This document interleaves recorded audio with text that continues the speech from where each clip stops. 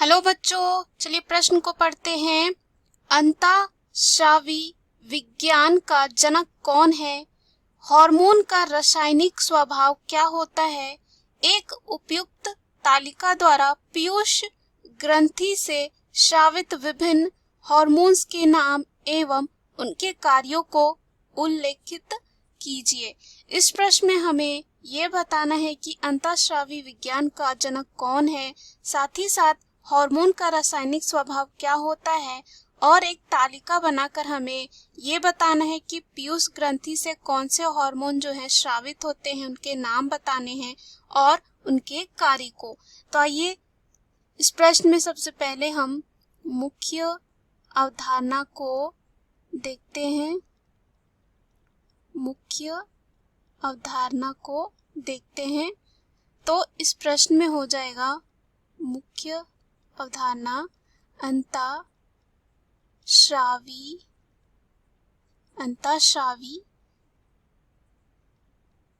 विज्ञान के जनक। तो अगर हम बात करें अंतःस्रावी विज्ञान के जनक, हम जो हैं इसके विज्ञान को जो है कहते हैं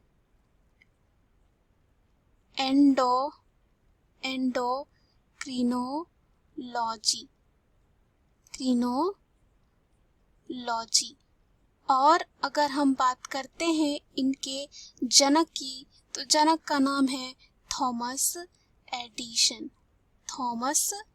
एडिशन जो है क्या है? जनक है अंतःस्रावी विज्ञान के, एडिशन। अब दूसरा प्रश्न में हमें ये पूछा है कि हार्मोन्स का रासायनिक स्वभाव क्या होता है। तो आइए देखते हैं हार्मोन्स क्या होते हैं। अगर हम बात करें हार्मोन के रासायनिक स्वभाव का, तो हार्मोन जो है एक रासायनिक पदार्थ होते हैं जो जीवों की क्या करते हैं? जीवों की गतिविधियों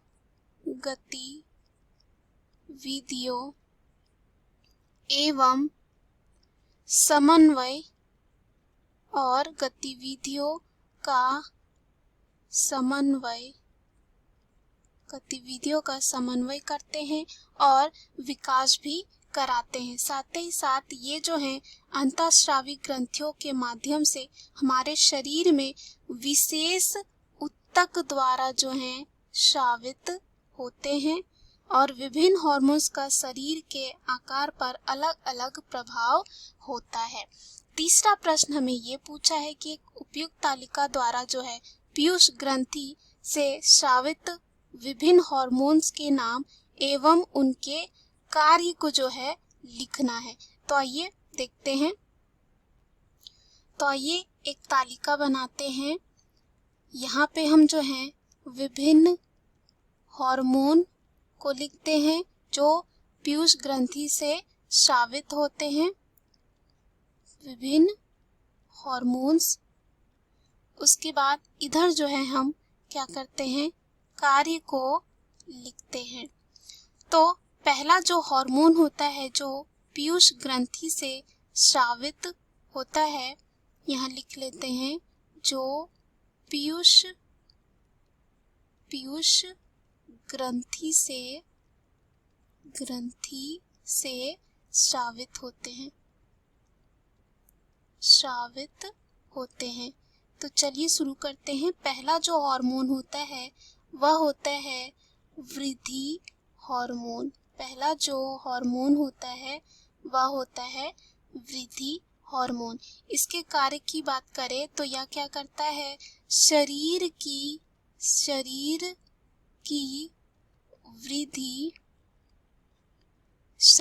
वृद्धि विशेषतया हड्डियों की वृद्धि का नियंत्रण करता है और इसकी अधिकता से क्या हो जाता है? एक रोग होता है जिसका नाम है भीमकायता, कहते हैं भीमकायता, अथवा इसे हम कह सकते हैं एक्रोमिगली। तो वृद्धि हार्मोन का मुख्य कार्य है शरीर की वृद्धि करवाना, विशेषतया जो है हड्डियों की वृद्धि का नियंत्रण करवाना। उसके बाद यहाँ पर क्या हो जाता है, इसकी अधिकता से भीमकायता हो जाएगी, यानी कि एक्रोमिगली विकार उत्पन्न हो जाता है। इसके कारण मनुष्य की लंबाई सामान्य से बहुत ही ज्यादा अधिक बढ़ जाती है तथा हड्डियां भारी व मोटी हो जाती है। अगर यह जो है कम स्रावित हो तो क्या होता है, मनुष्य में जो है बौनापन आ जाता है। क्या आ जाता है? बौनापन तब आएगा जब यह हार्मोन कम स्रावित होता है। दूसरे हार्मोन की बात करते हैं तो दूसरा हार्मोन जो होता है वह होता है थायरोट्रॉपिक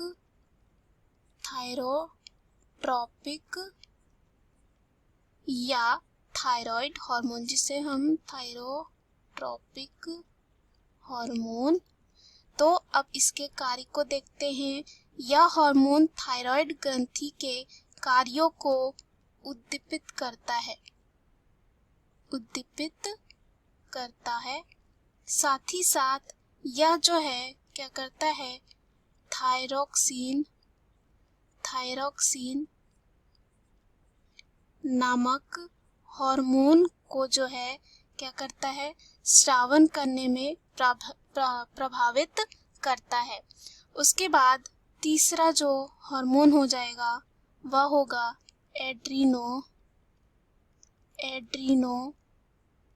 कॉर्टिकोट्रॉपिक हार्मोन। अब इसका कार्य देखते हैं।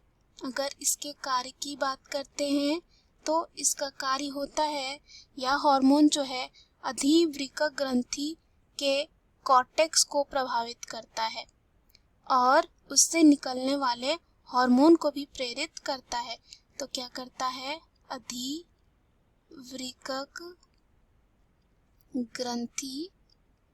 ग्रंथि के कॉर्टेक्स को जो है यह प्रभावित करता है। अब चौथा जो हार्मोन हो जाएगा, चौथा हार्मोन की बात करें तो यह होता है गोनेडोट्रॉपिक हार्मोन। इसका कार्य क्या होता है देखते हैं। गोनेडोट्रॉपिक हार्मोन जो होते हैं, यह हार्मोन जनन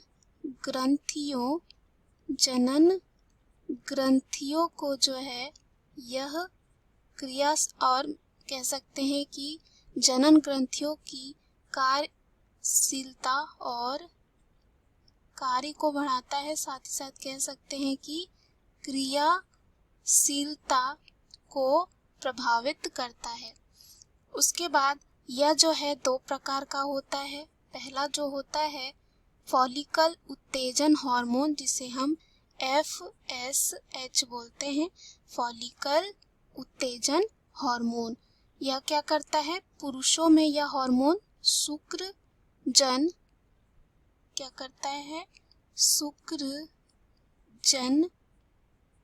को उद्दीपित करता है और स्त्रियों में हार्मोन अंडाशय से अंडोत्सर्ग को प्रेरित करता है। क्या करता है, अंडोत्सर्ग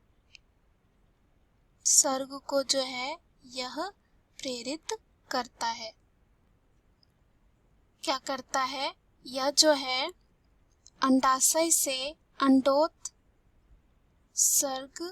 को जो है क्या करता है, प्रेरित करता है। अब यहाँ पर जो है दूसरा जो होता है वह होता है ल्यूटिनाइजिंग हार्मोन, जिसे हम कहते हैं LSH। इसका कार्य क्या होता है, पुरुषों में यह हार्मोन जो है अंतराली कोशिकाओं को प्रभावित कर नर हार्मोन, जिसे बोलते हैं टेस्टोस्टेरॉन उसको क्या करता है, यह प्रेरित करता है, जबकि स्त्रियों में क्या करता है, यह स्त्रियों में जो है यह एस्ट्रोजन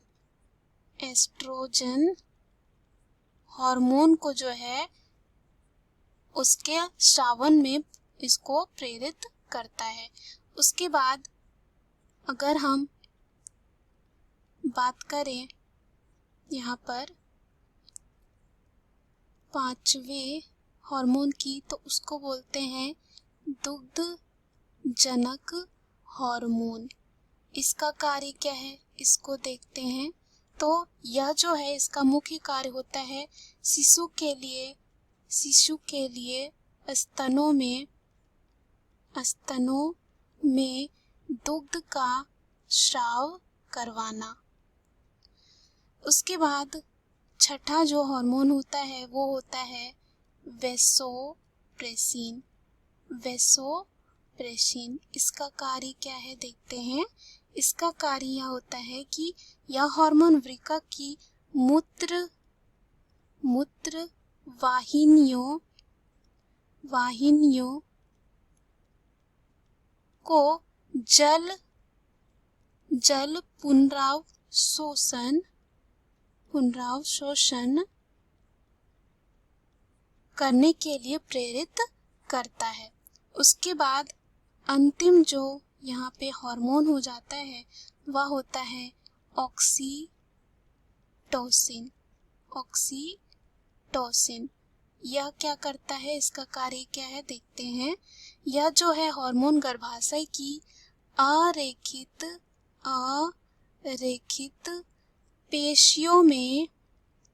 पेशियों में जो है सिकुड़न पैदा करता है, जिससे प्रसव पीड़ा उत्पन्न होती है और जन्म होता है जब बच्चे का, उस समय क्या करता है, सहायता पहुंचाता है।